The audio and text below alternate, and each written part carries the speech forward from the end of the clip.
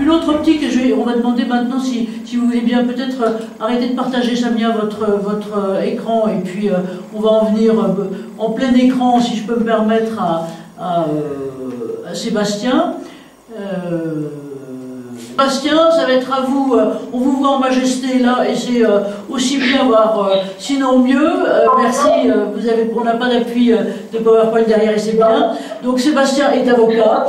Il est. Merci. Donc Sébastien, ça va être à vous. Écoutez, merci Anne-Marie. Bonsoir à toutes et à tous. Ravi d'être parmi vous pour évoquer effectivement ce sujet ô combien important et souvent, malheureusement un peu l'angle mort souvent des politiques de prévention dans les entreprises et donc avec des marges de progression importantes.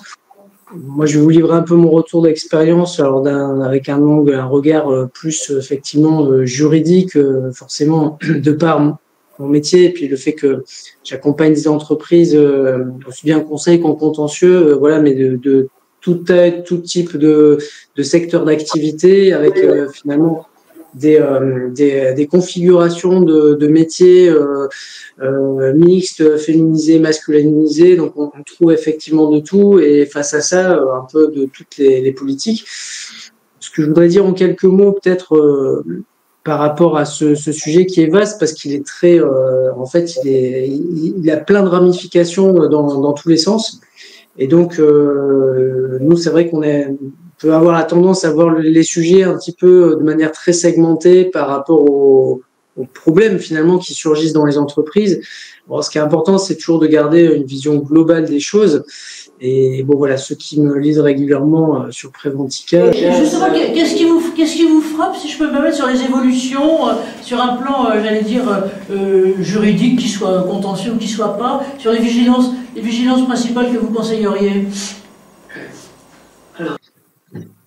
Sur les points de vigilance, aujourd'hui, alors, faut distinguer toute la partie, finalement, un peu des expositions, en matière de sécurité et de santé plus généralement au travail, sachant qu'il y a la sécurité physique et puis la santé mentale. Aujourd'hui, c'est vrai que la santé mentale occupe quand même pour les femmes une très grosse partie, et c'est indispensable de travailler là-dessus en prévention.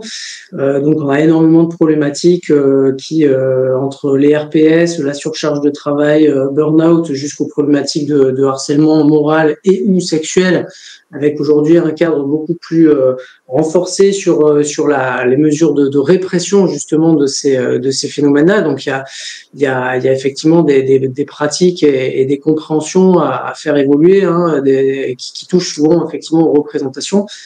Je pense que voilà, il y a d'un côté la question des expositions, comment on travaille dessus, comment est-ce qu'on gère les choses, avec à mon avis deux aspects, c'est-à-dire que il y a un angle collectif, c'est-à-dire que on va devoir s'intéresser aux questions de santé et plus généralement effectivement d'inclusion sur le plan collectif dans l'entreprise, au travers aussi bien de l'évaluation des risques professionnels, puisque c'est pas très connu, mais c'est vrai qu'on est censé tenir compte de l'impact différencié des expositions en fonction du sexe. C'est pas souvent très appréhendé dans le cadre des documents uniques d'évaluation des risques professionnels, mais ça peut avoir en tout cas du sens.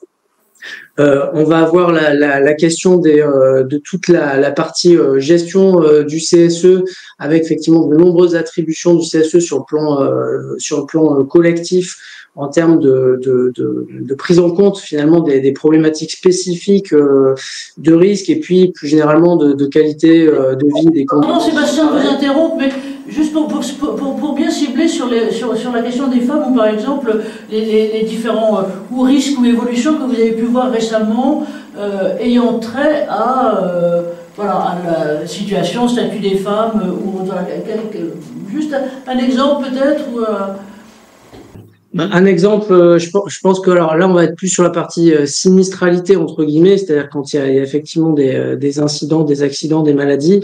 Je pense à un exemple récent qui a été jugé par la cour d'appel de Douai il y a quelques semaines en arrière, si vous voulez, sur un cas d'une femme enceinte par exemple qui a attaqué son employeur, entre autres choses, devant le conseil de prud'homme pour manquement à son obligation de sécurité et de protection de la santé, parce que étant enceinte et en contact direct avec la clientèle, eh bien, elle faisait l'objet de consignes que les juges ont estimées précises, c'est-à-dire que elle avait besoin de s'absenter de son poste alors qu'elle était en contact avec les clients pour pouvoir aller se faire des piqûres en fait parce qu'elle avait un problème de pathologie et donc elle avait des consignes en fait très contraignantes dans le cadre du temps qu'on lui laissait pour pouvoir aller faire ça et elle était confrontée à son retour au mécontentement des clients. Bref, effectivement, il y avait un cadre organisationnel qui n'était pas du tout adapté au regard de la situation personnelle.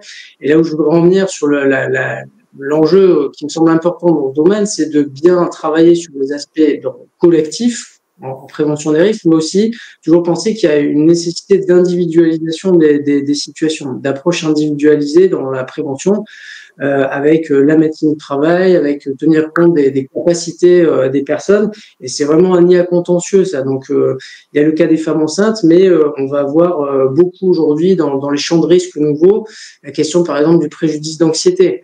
Je pense notamment à tous les sujets un peu émergents sur les perturbateurs endocriniens qui peuvent poser des problématiques sur la natalité, où effectivement aujourd'hui la jurisprudence a vraiment ouvert les vannes potentielles sur la possibilité d'être indemnisé, sans même qu'il y ait d'accident du travail ou de maladie professionnelle, mais du fait qu'on est exposé à des substances nocives ou toxiques qui peuvent entraîner un risque de pathologie grave et un préjudice personnel en fait. Voilà, donc là on va peut-être vous repasser la parole ensuite une fois que chacun se sera exprimé. Donc là ce que vous nous disiez, c'était finalement d'être vigilant à la fois en tant qu'employeur, et donc là je vais passer la parole à ma voisine globalement tout à l'heure sur cette question-là, et en même temps sur notamment des expositions à risques chimiques par exemple qui peuvent être un peu spécifiques et avoir côté d'opératrices ou de personnel féminin davantage de questions. Sébastien, je pense que ce que je vous propose, c'est que peut-être vous mettre la caméra peut-être là maintenant, si tu veux bien, sur Séverine.